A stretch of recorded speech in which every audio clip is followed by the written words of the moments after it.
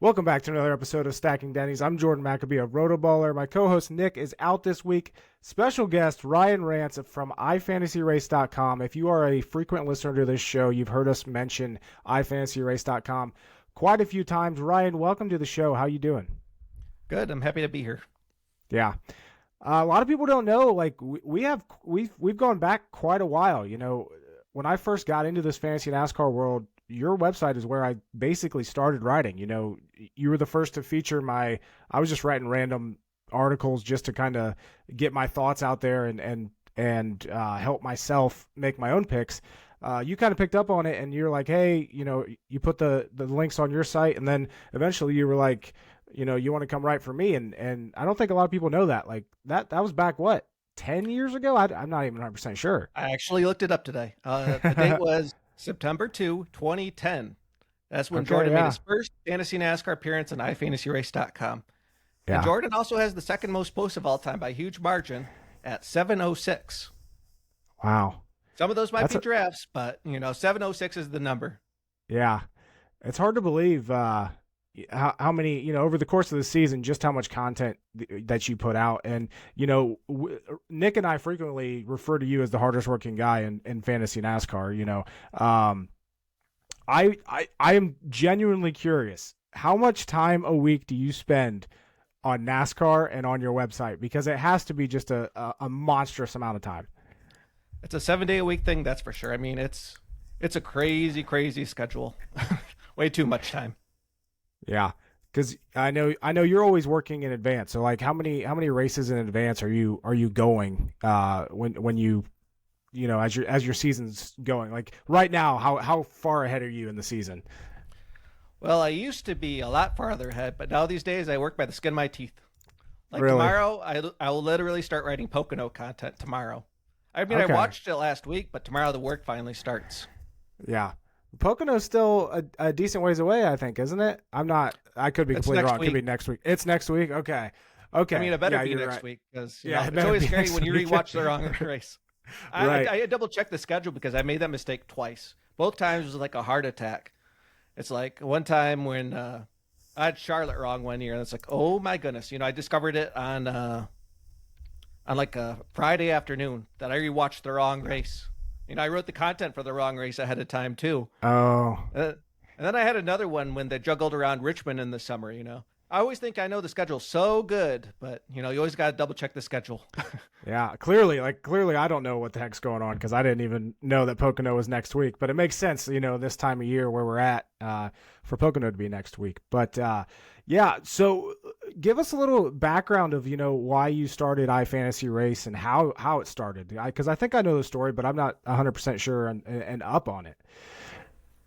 Okay, well, you froze up for me a little bit right there, but I think I understood what you said. But really, my fantasy racing origin story is I've always just loved fantasy racing. I remember being in 5th grade doing current events. I remember dealing her at one race. So, you know, that's my current events, you know, for the 5th grade class. And then, I, you know, I always loved NASCAR. I have an older brother who loves NASCAR, you know, so that's, you know, obviously a very good thing for somebody to like NASCAR. But it really started really in high school for me.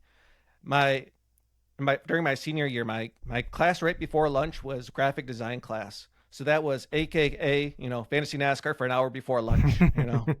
Yeah. Because, you know, there wasn't anything to graphic design for because the people who actually did the school newspaper got in trouble, you know. So there goes the purpose of the class right there. So, right. But then, you know, during college, you know, actually during high school, what I was doing, it was head-to-head Fantasy NASCAR, which NASCAR.com used to have. I mean, that was always my favorite type of format, head-to-head, because, you know, you have the ownership, kind of like fantasy football. That's kind of extinct these days, unfortunately. Right. So then what I did then is during college, we created like a neighborhood league, that's where I got into website making. So we had our league, we got up to 20 people, and, you know, serpentine drafts, we did auction drafts over the years. And then eventually, you know, the website I always used to go to do research for was onebadwheel.com. Which is currently, you know, FRCS Pro. So, you know, kind of transitioned, you know, over the years, kind of one of those transitions. And then I started writing for Darren Foth, you know, who's the owner of that website. And I actually did the power rankings, which was, he said it was one of the most popular things. And then that was actually under the tagging of Ryan's Rantz, you know. So, you know, I got to say whatever I wanted to in the power rankings. I got to trash talk a little bit, you know. Yeah. And then we like that here. Yeah. And then also kind of a funny thing just from there is I was going through some old tags yesterday and I saw my new one that I had for myself, Rex Ryan. Like I like the other remember Rex that. I Ryan. remember when you brought that one up. Yeah. So I'm gonna actually do that because I have equipment now, so I can do stuff, get my voice Mm-hmm. out there, unlike other years. Then I worked at One Bad Wheel for a couple of years, did stuff there. I actually did radio stuff every other week for them when they had their online radio show. But then, I became my own man and I started ifantasyrace.com. And my goal for ifantasyrace.com was IFR. I always thought of it as innovation and fantasy racing. Everything's basically been different compared to other sites, I think, in a way. I feel like in many ways been one step ahead. Like ifantasyrace.com was actually the first website that was mobile phone friendly. It had, what do they call it? Responsive web design. Right. Actually beat NASCAR.com. Do you remember that at all? I remember I don't, but I remember NASCAR kind of being late to it just because that's kind of what NASCAR does. But it's always so easy back in those days because those days I always got stuff from web designers. I used to be more interested in web design stuff back then. I don't do as much web design stuff anymore, but that was from like Woo theme. So you basically like spend $59 and I beat NASCAR.com. Right. Yeah, exactly. And then also in those days, a lot of the old concepts that really came into formation by a guy who's even retired from, making plugins now. Like for the advanced stuff, that was a plugin from the same guy who used to make like the membership plugin that I currently use and some other people use online. Same guy. I mean, of course he's retired now. I mean, really ifantasyrace.com, like the one post you're on, that's almost like the perfect time capsule for what the fantasy racing world used to look like. You look on there, you see so many things are extinct.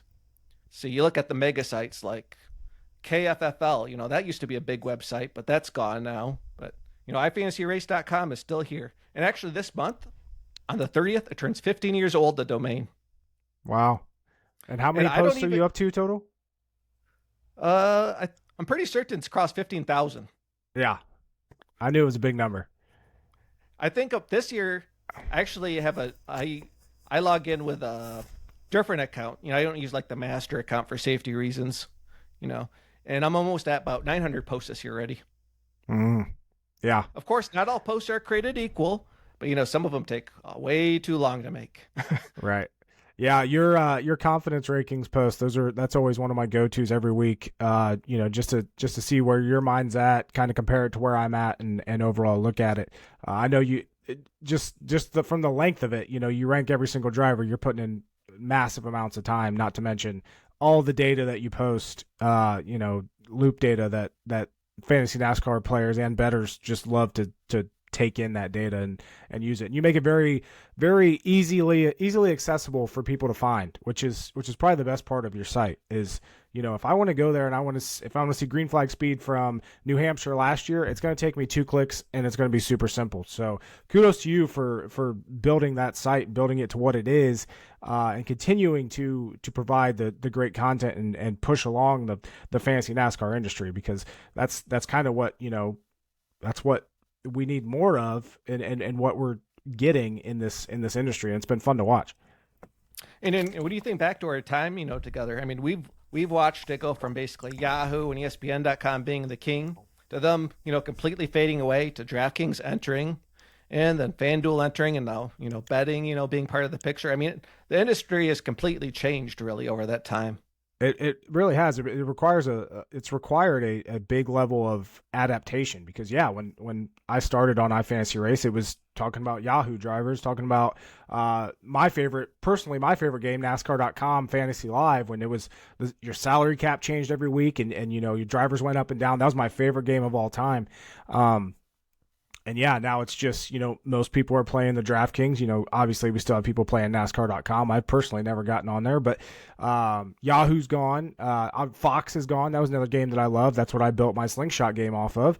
So it's interesting. Do you think that over those years and over these changes to how these games have evolved and changed and new ones have come about, do you think that has changed your how you view fantasy NASCAR and how you view the different drivers? Or is it still, this guy's good, I'm sticking with that? I kind of feel like I still kind of stick to this one's good because my main aim is basically like mass information, in-depth information about drivers, really. Mm-hmm. So I still have that aim overall. So so your main each week, like, obviously you give your DraftKings picks, your Dominator picks, your place differential picks, but like I said, your main post each week is the confidence rankings, and that is just basically, you're not sitting here saying this guy's going to dominate. You're saying these are the top, all the drivers, this is their ranking, this is how they should do in the race. Yep. And kind of letting your readers, make their own decisions when it comes to DFS and everything like that, but giving them the tools to do that. Yeah. General is basically my aim. Because general content, I mean, that can translate to almost any type of format. Right. Yeah. Whereas when you get very specific, you're obviously only hitting a certain amount of people. Yeah. But yeah. Is there anything else you wanted to add to the story and the lore of ifantasyrace.com? Any plans for the future you wanna announce? I mean, I always think big, but it's actually the things I really want to do is I really want to get into like short form content. That's really where I feel like my future really is for like a new step forward. Because I mean, I got all the technology stuff I could ever need times 2 over, Like one of my longest goals has always been to have like a podcast. Here I am literally on, bike number 5 because, always going, for those next ones. Yeah. But now I have it. There's always a saying for technology stuff. Buy it nice or buy it twice. So, I got the nice stuff now. Yeah. Another thing when you talk about, short content, if you're not following Ryan on Twitter, make sure you do, because you like, I don't understand how you have enough time in the day, to be honest with you. Just your the amount of statistics and stuff that you drop, just casually tweet. You're not tweeting these live, are you? You're scheduling all these out, right? Like, well, I make the most of my proofreading time, I'll say. Okay. All right. But yeah, if you haven't, if by some reason you haven't checked out iFantasy Race, make sure you go to ifantasyrace.com, sign up, follow Ryan on Twitter. Trust me, it is worth every single penny and more. Check out his stuff. But we're going to get to Atlanta from last week, which, have you rewatched Atlanta yet? But I have not. We're pretty fresh off of that race. Rain shortened race with William Byron ending up in victory lane. And that was the main controversy that everybody's talking about is whether NASCAR should have moved up the race, and how good the actual racing was at Atlanta, because the first few races on this new Atlanta were kind of duds. The racing wasn't great. We didn't see a lot of passing. This time around, we had rain in the forecast, which inherently increases the aggressiveness of these drivers. And all of a sudden, Atlanta looked awesome. I'm not going to sit here and lie. Last Atlanta race, I was like, this is a snooze fest. This is one of those you fall asleep, you wake up at the end, and you see who won. I was glued to my seat. I was glued to the TV this entire race. Like I said, William Byron in victory lane, Daniel Suarez, AJ Allmendinger, Michael McDowell, Kyle Busch rounding out the top 5. Kyle Busch, for the second week in a row, gets a top 5, does not have a very good race, but ends up finishing top 5. What did you think of that race, though? Let's stay away from the rain part of it for now. But what do you think of that overall race, and William Byron getting his 4th win of the season already, and we're not even to the playoffs yet? I thought it was a solid race. I mean, I can live with this new Atlanta. I mean, I think it's going to be something that's going to grow on the fans. Like Dale Earnhardt Jr. was saying, that might be one of the races that you recommend, for other people to come watch as the must-see event. I mean, if they race like that again, I mean, it will be the must-see event, in my opinion. Yeah, it was a great, obviously we had Chicago Street Race, which got a ton of viewership. I think it was like the highest rated NBC race in however many years, if I remember right. And then, coming back to a Sunday night race in Atlanta, showing awesome racing, hopefully getting some of those new fans here to watch the race. As far as, William Byron getting that 4th win of the season, like I said, in your mind, do you think he is now the championship favorite, heading into these last 2 months before these playoffs start?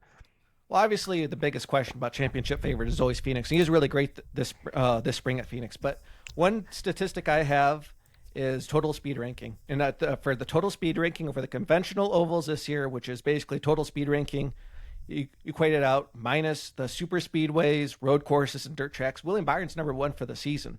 I mean, the 24 team always shows up with speed.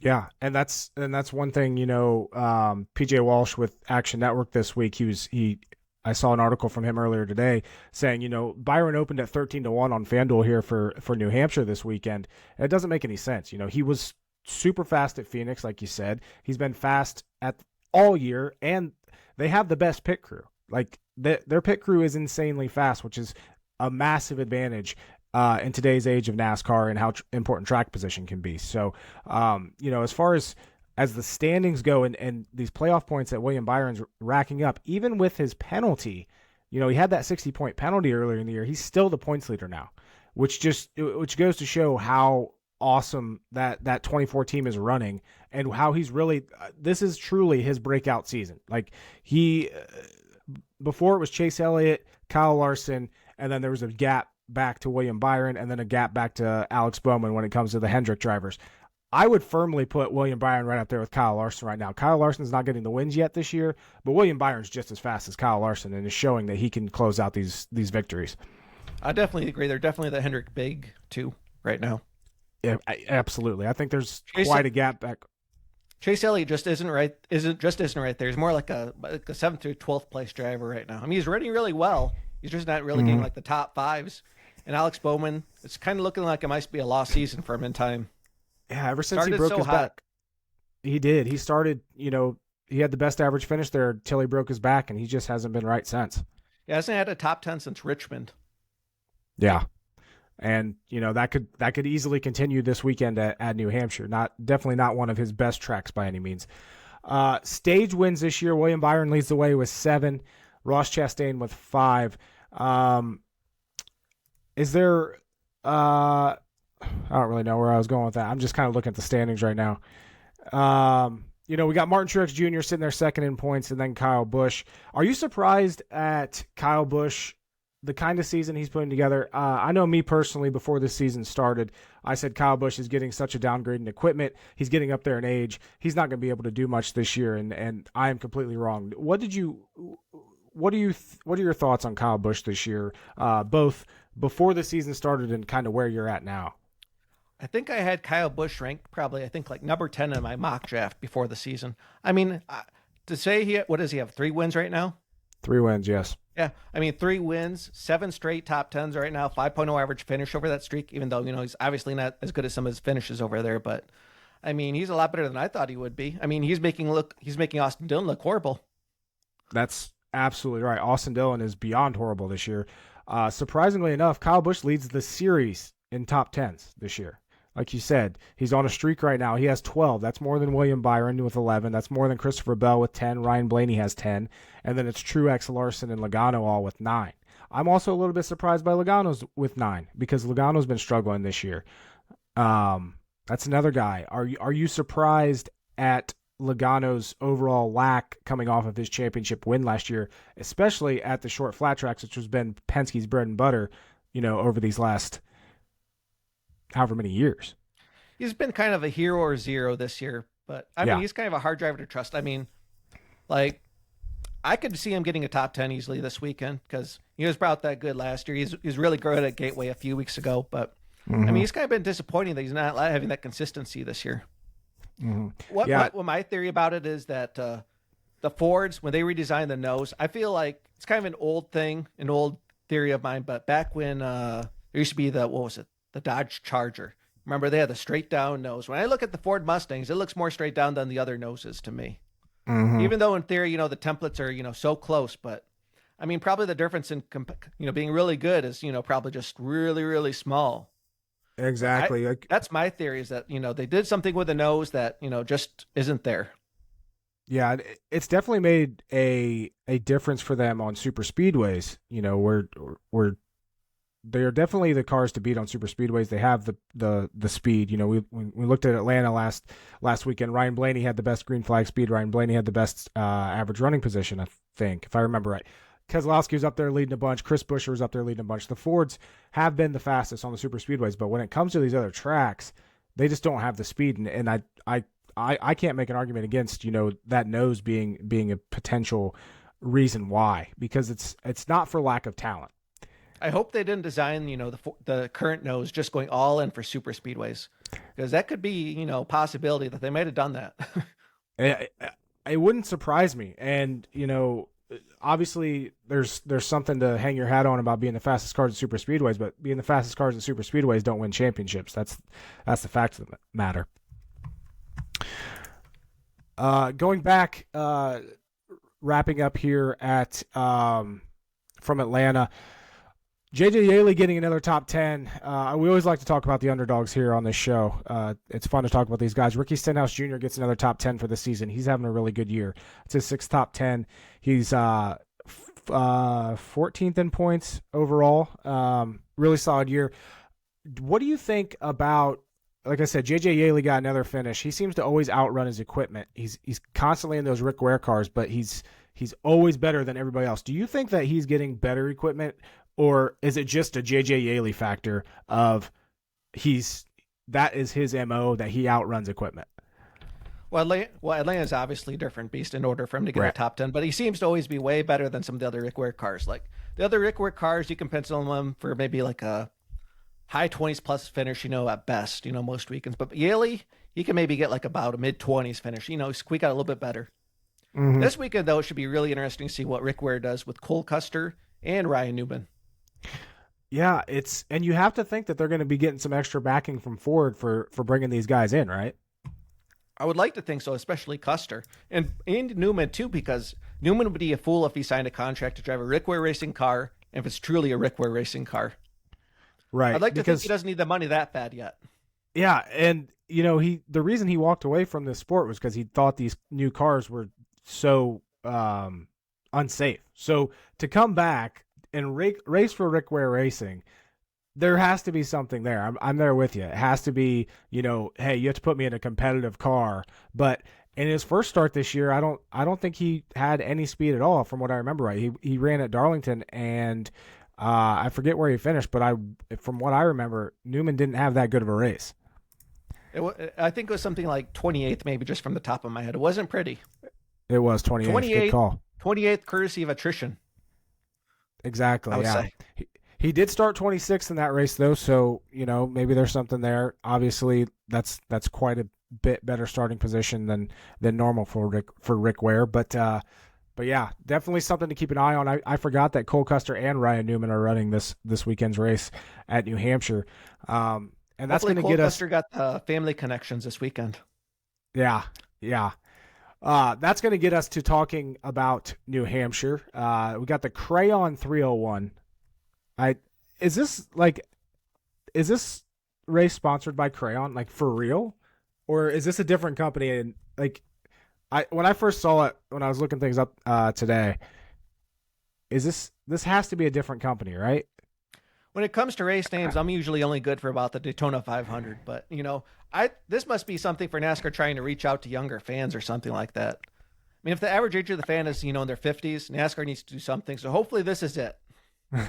So we're gonna try to get the extreme.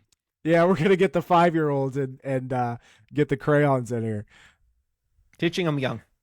Yeah, that's good. But yeah, Christopher Bell is the consensus favorite by sportsbooks for the Crayon 301, or to win the Crayon 301 at New Hampshire. As we move on in this season, do you agree with that? Do you think Christopher Bell's the guy to beat this week before we get into practice and qualifying? I have him as my favorite. In fairness, I did it way before the sports books did, because my stuff came out probably. I had that decided on Sunday that I was going to make him my number one. But Bell, there's every reason to like him. Obviously the defending champion, he's basically like undefeatable basically at New Hampshire. Over the top two series is, Cup and Xfinity. Minus Cup 2020, where he had multiple problems, his finishes are first. The man, he knows how to get it done. Last year, when he did it, he was basically like a clutch performance. Led the last 42 laps, fastest driver late in a run.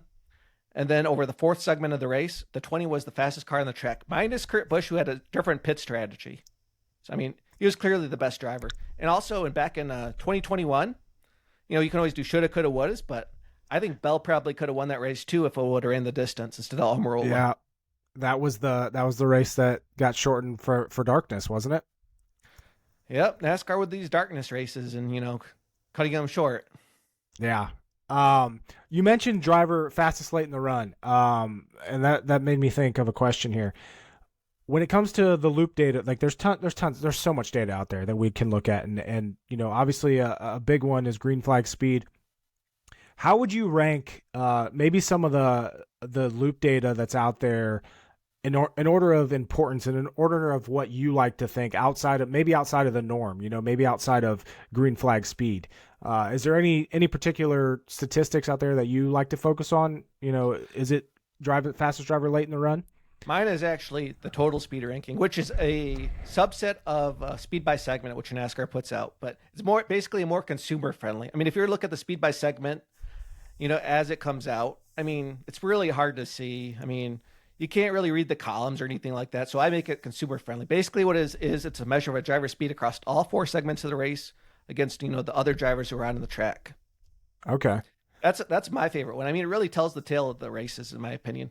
Like last year, you could see, let me think about it. Driver who would be a good example for it. But you could see some drivers who had to save fuel, for example, like Joey Logano. He had the 7th best total speed ranking, but over like the first couple segments, he was like 7.47 or something like that. But then when the last segment, we had to save gas, he dropped down to 14th. So Joey Logano was actually in 7th last year, but then he ducked down pit road with 4 to go. But you could see that he was saving fuel over the last segment of the race. I mean, in my opinion, it tells the tale of a race better than anything. Right. And that's, and that's something we preach about on this show a lot, is a lot of people that aren't deep into the fantasy NASCAR world or the betting world, they look at finish and that's all they look at. And you have to look into these other there's a reason that all these other statistics exist and are available. I think it comes down to, though, like the ability to someone, like you said, you really have to analyze it. Like someone could look at this data, they could look at the different segments and they can be like, okay, like whatever. Whereas you go back, you understand why that happened and you put it all together. And that's just another kudos to you and your work there over at iFantasyRace. One driver who would be a really good example that just came back to me that people could really look into is Eric Almirola last year. You look at Eric Almirola's result, you'll see like an ugly 32nd or something like that, really, really bad. But last year, Eric Almirola was actually a top 10 contender in the race. In the race, he finished 8th in stage 1. He was around 10th, around lap 130. But then right around the midpoint, around lap 150 or so, then it was mentioned that he only had 3rd gear. So yeah. After that, you could see his speed, completely tank. So that's why I like total speed rank, because it tells the tale of a race, in my opinion. Mm-hmm. Yeah, he finished, like you said, in the 30s in that race, which, Eric Almirola is always a sleeper at these short flat tracks. Obviously, he got that win in 2021. He's finished 11th or better in 4 of the last 5 here at New Hampshire, outside of that 31st place finish last year. So Christopher Bell is your favorite heading in. Who else is on your radar that could win this race on Sunday? I like Denny Hamlin. Denny Hamlin's been great here too. I feel like over the years, I don't feel like this is something that people appreciate, but my one mantra I made for Denny Hamlin is, if it's flat, short or flat, pick Hamlin. Hamlin's a shorter flat track master. Hamlin actually has back-to-back asterisk mark results in a way at New Hampshire, but he's been awesome here. I mean, couple of wins. Last year, Hamlin finished 6th. But you can kind of get an asterisk mark for that result in a way, because he had a couple pit stops that were egregiously slow. Like he literally lost 10 positions during one of them. He had a couple more slow ones too. And then the year before that, he finished 6th. But in that race, it's really important to look back in that race because he finished 4th in stage 2. But then he had to make a second pit stop, which dropped him all the way to the back. And then the 2 races prior to that, he had back-to-back runner-ups and led 90 laps in each, or led plus 90 laps in each of them. Mm-hmm. Yeah, Denny Hamlin, like you said, multiple-time winner at New Hampshire. Another guy that has plenty of wins here and plenty of good runs, Kevin Harvick. He's finished 6th or better in 8 of the last 9 here at New Hampshire. Is he on your radar this week? With how Stuart Haas has they have struggled at the intermediates, but the short flat tracks, and I'm specifically talking about Chase Briscoe here, where it's the most apparent, that's where they have the speed. can Kevin Harvick contend this week at New Hampshire? He could be a sleeper in some people's eyes. I think so. I mean, for the total speed ranking over the combined races held at shorter flat tracks this year, Kevin Harvick actually ranked second. I mean, he's had the speed at shorter flat tracks. And plus Harvick's, track record is absolutely impeccable. Last year, a specific post of mine at ifantasyrace.com is called Pros Rankings for who subjectively had the best car. I believe I had Harvick. I believe it's in third. I had him pegged in. But last year's race was kind of goofy because there was some different type of pit strategy that took place towards the end of the last segment. And Harvick took 2 tires. But prior to that, there's no question in my mind Harvick subjectively had the second best car on the track after Truex. The 2-tire pit stop did Truex in terms of winning. Yeah. Like I said, Harvick 6th or better, 8 of the last 9 races. Who's a driver this week that people might be high on, but that deserves a warning of caution at New Hampshire? I know I'm putting you on the spot here I feel like Joey Logano in a way because he might just not show up this weekend. I mean, the 22 teams kind of has that ability this year. I mean, he was great at Gateway a few weeks ago, but I mean, he wasn't so great at Phoenix. He wasn't so great at Richmond. Maybe they turned it around, but you can't really trust Joey Logano too much. Another driver, in my opinion, maybe is Ross Chastain. I mean, he has back-to-back 8ths here, but he hasn't exactly been showing up every race either lately. I know Ross Chastain is a favorite here on this show, but he's other than winning at Nashville, he really hasn't really done a whole lot lately. Right, and that Nashville win, they had the speed all weekend, but even before that, people were asking between Darlington and Nashville, it was like, what's wrong with Ross Chastain? Because he dropped off the map. Like, it wasn't he's struggling a little bit. They completely dropped off the map. No, after Atlanta and Chicago, it kind of feels off the map again. Yeah. And obviously, Chicago is Chicago. That was a completely new race. Atlanta was the pseudo speedway, but still to not have a ton of speed there it has to be a little concerning. So when we talk short flat tracks, we're always talking Phoenix, we're talking Richmond, and then we're talking New Hampshire. Which race, which tracks are you adding are you adding Gateway in there this week when you're analyzing similar tracks? I feel as if Gateway is the most similar one to New Hampshire, in my opinion, just basically from like a track surface perspective. I'm sure Nick, has the metric, for tire fall off and stuff like that. I don't really have it, but in my opinion, I feel as if it's the second most similar track. I mean, Richmond, the surface is obviously very different. I mean, Richmond is high tire wear. Richmond is 4 tires every single time.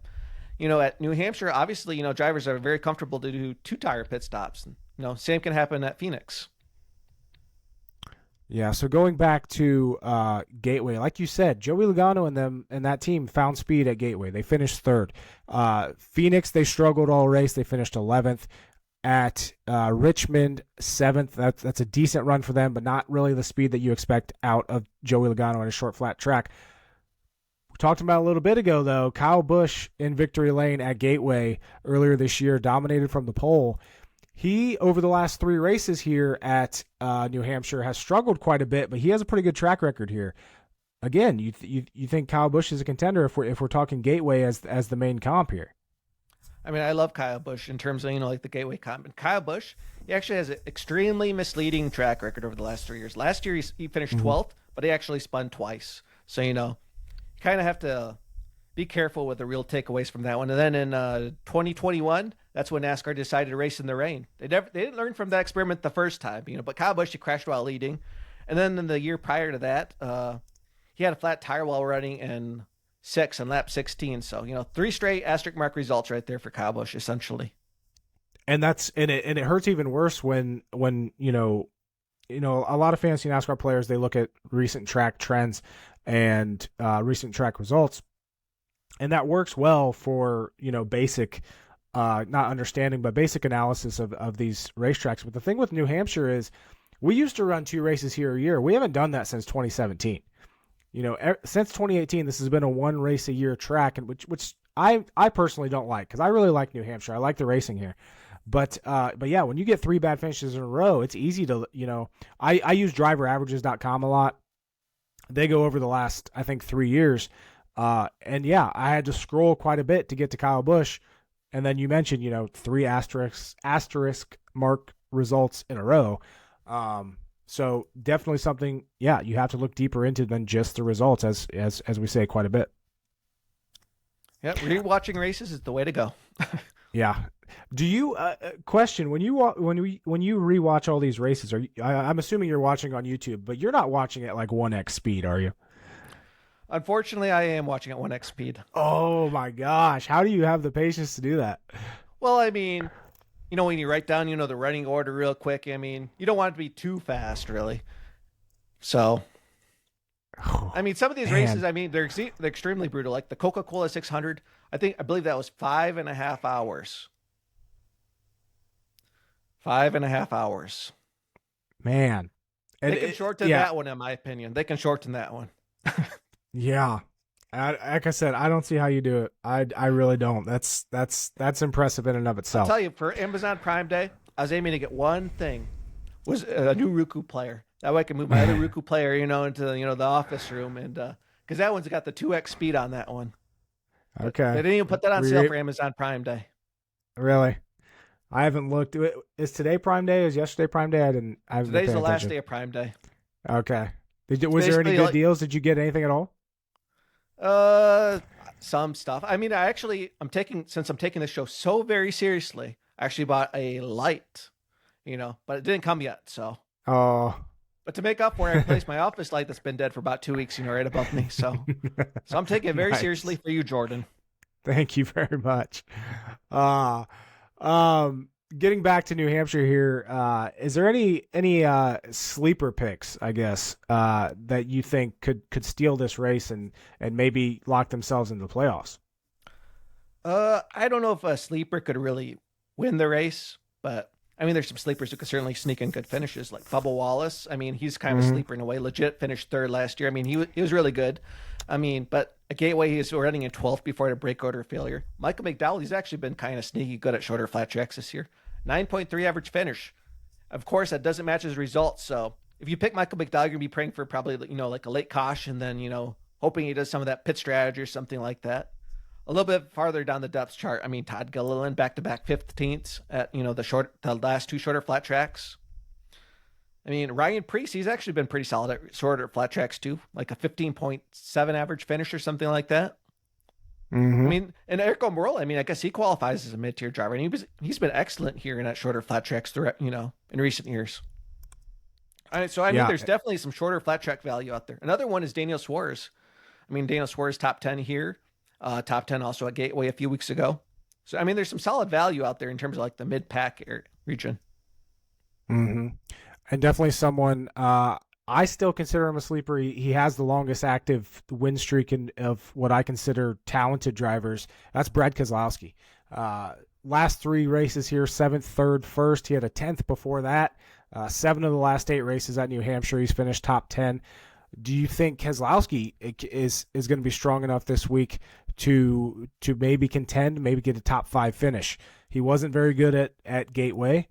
Going back to Phoenix, he ended up in 18th at Phoenix, and Richmond, he was 10th.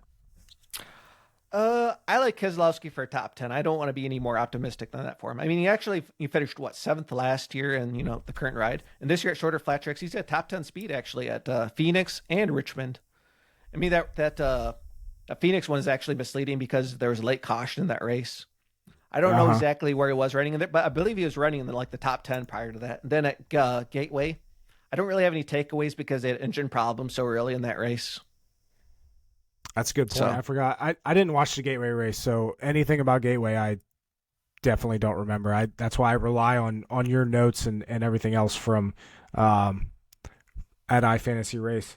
But yeah, like you said, Christopher Bell, the favorite heading into this weekend. You agree with that, and I'm right there with you. I think Christopher Bell is going to be the guy to beat.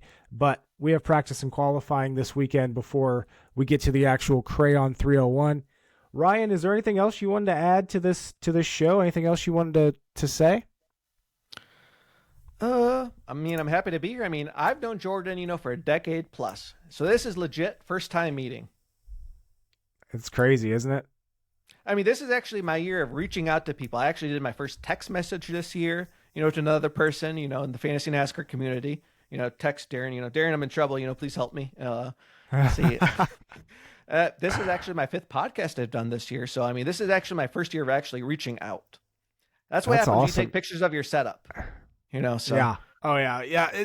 I remember I've always mentioned, like, we want to get you on the show sometime. And then you tweeted out a picture of, your work setup, and I'm like, okay, I see a microphone there. I see this thing set up. Like, you're getting on this show, whether you want to or not. But yeah, it's been a long time coming. I'm always very strategic about taking those pics because you always want to show it off, Right. Exactly. I've accepted every single invite this year from everybody. That's good. It's a testament to you and your hard work in this industry that so many people are inviting you onto their shows as well, because, you don't just invite every Joe Schmo out there. I agree. Yeah. So yeah, if you don't have anything else, I think that's going to wrap up this episode. Thanks for coming on. Thanks for filling in for Nick. I hope you enjoyed it, and hopefully we can get you back on here again later this season. Oh yeah, I can't wait for it. And Nick will be here next time too, I'm sure. Yeah. So that'll be fun. All right. Yeah.